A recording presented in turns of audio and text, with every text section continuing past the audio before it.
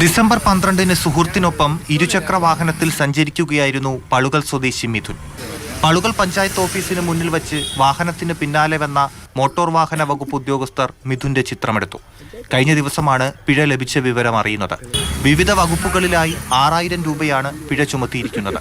തമിഴ്നാട് പ്രദേശത്ത് കടന്ന് കേരളത്തിലെ മോട്ടോർ വാഹന വകുപ്പ് ചിത്രങ്ങളെടുത്ത് പിഴ ഈടാക്കുന്നത് പതിവാണെന്ന് ആരോപണം. കന്യാകുമാരി ജില്ലയിൽ പളുകൽ പഞ്ചായത്തിന് സമീപമാണ് ഞാൻ എൻ്റെ വാഹനമായി വീട്ടിന് പുറത്ത് പളുകൽ പഞ്ചായത്തിന് സമീപം വന്നപ്പോൾ പാറശാല കേരള RTO എൻ്റെ വണ്ടിക്ക് പിഴ ഇട്ടിട്ടുണ്ട്.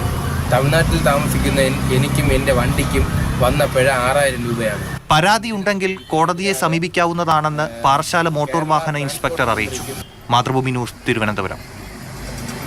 TS ഹരീഷ് ഉണ്ട് നമുക്കിപ്പോൾ. ഹരി, തിരുവനന്തപുരം തമിഴ്നാട് അതിർത്തിയുടെ ഒരു പ്രത്യേകം ഇങ്ങനെ അങ്ങോട്ടും ഇങ്ങോട്ടും കയറി ഇറങ്ങിയാണ് കിടക്കുന്നത്. ഏതാണ് തമിഴ്നാട്, ഏതാ കേരളം എന്ന് പെട്ടെന്ന് മനസ്സിലാവാൻ ബുദ്ധിമുട്ടാണ്.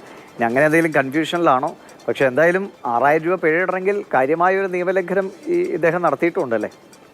ദിവിഷേട്ടാ, നിയമലംഘനം കാര്യമായിട്ടുണ്ട്. ഞാനത് പറഞ്ഞുതരാം. അതിനു മുമ്പ് ഈ പളുകൾ ആ സ്ഥലം എന്ന് പറയുന്നത് നമ്മുടെ ബോർഡറാണ്, കേരള തമിഴ്നാട് ബോർഡറാണ്.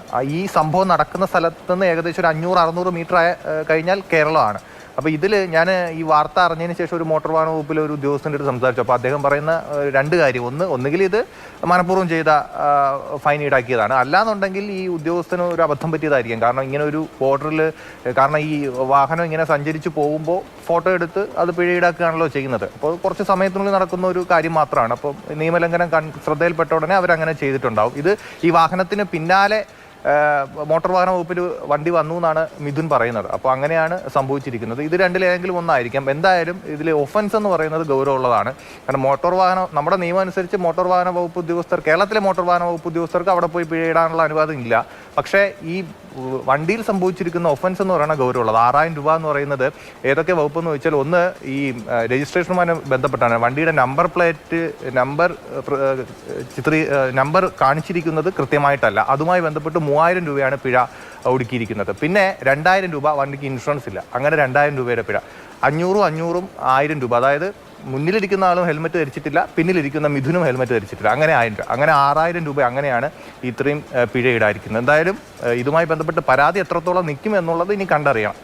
ശരി, എന്തായാലും നിയമ പോരാട്ടമൊക്കെ നടത്താൻ പോകുമോ അത് ഈ 6000 അടച്ച് തടി വരും? എന്തായാലും ഇത് തെറ്റാണ്, നിയമലംഘനം കാര്യമാണ്. അതിപ്പോൾ ഇവിടെയാണെങ്കിലും അവിടെയാണെങ്കിലും ഹെൽമെറ്റ് വയ്ക്കേണ്ടത് നമ്മുടെ ഒരുപോലെ ജീവൻ്റെ നിലനിർത്താനുള്ള ആവശ്യത്തിൻ്റെ ഭാഗമാണല്ലോ. ശരി ഹരി.